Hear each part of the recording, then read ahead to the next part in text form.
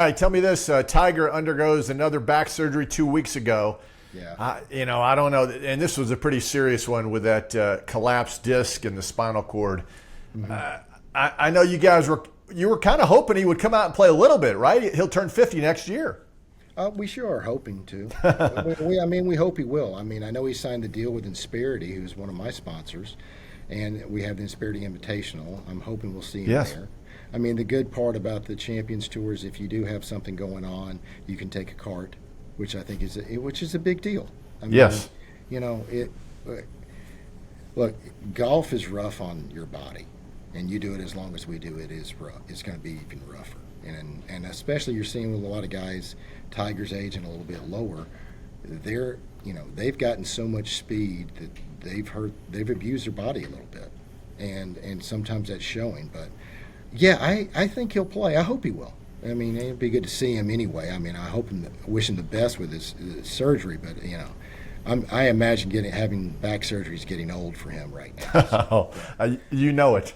You know it. If you're going to look for drive and determination, my money's on he'll be playing some. Yeah, well, I mean, he had to get this just to walk without pain. That was the key component. Let's go to the next step. Let's walk without pain, and then we'll go from there. So wish him nothing but the best. All right, Dicky, I got to get a football. Just one last question. I mean, your Crimson Tide on a serious roll, my friend. Have you been back to Tuscaloosa to see him play yet? Justin Thomas was in T-Town last week for the big game, and he sat in the box with Coach Saban. How does he pull that off? You have looked at Justin Thomas's record, right? just I know how he pulled it off. I mean, the fact that he played the Ryder Cup a couple of weeks ago, won a couple of majors. I think he's won like 17 times. Yes. And he went to Alabama and graduated. Yeah, I think we pretty much know how he pulled that off. Okay. But I have not been back to a game. I'm going to try to go back to a game on the 22nd, I believe. Okay. November. We're actually having a golf alumni thing. So I'm going to play with Jason Bone, my teammate. Oh, man, that's great. He's my teammate at Alabama, so we're going to play together and go back to a game. I have played – actually in Birmingham, I played with Greg Byrne and Coach DeBoer. And Coach DeBoer and we've all kept in touch, and it's been really satisfying for me to see how well they're playing. But, I mean, you know how football is. You give it – if you don't like what you're hearing, give it, a second because they're going to change on you.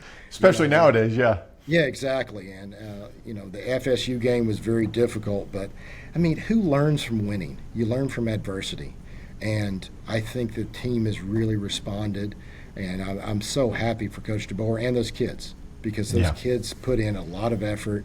If you haven't been around a major university and watch what these guys do, especially with football, it's tough too because they have a helmet and pads and all that, and you think they're grown men, and they're 18 to 22-year-old kids. They're kids. They're babies. Yeah. They're all kids. I mean, the kid, the quarterback for Vanderbilt. I mean, he's like 24. He's still a kid.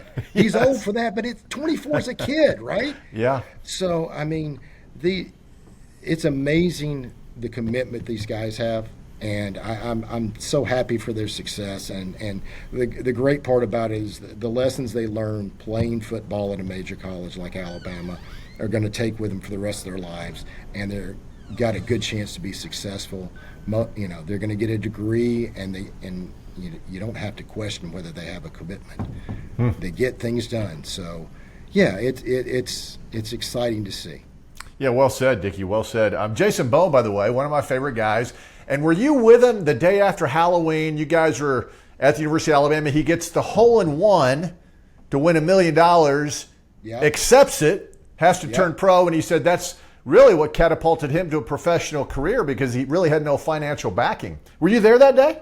I was there that day. Isn't that crazy? I was there that night. Well, here's the thing about Jason. Now, people don't know this about Jason. I'm going to tell this story, and he's going to get mad at me. But he'd redshirted the year before, and he was going to be playing for the team. He was a good player, and it was obvious. And he wins that. He obviously took the money and did the whole thing, and it helped him. But what he did was he changed his major from, I think he was biology or engineering, to business to manage money. And he went and got a job at Tuscaloosa Country Club so he'd have a place to practice. because he couldn't practice the university course anymore because he was a professional and they could, all the Crazy. NCAA were right. Wow. Yeah. So he went and took a job and got his degree and kept working on his game, and then he went to the Canadian Tour, which is now the McKenzie Tour. Yes. And that was kind of his college. And I mean, he played great up there and learned how to be a professional very quickly, and had a better career than I have on the PGA Tour. I mean, he's a heck of a player.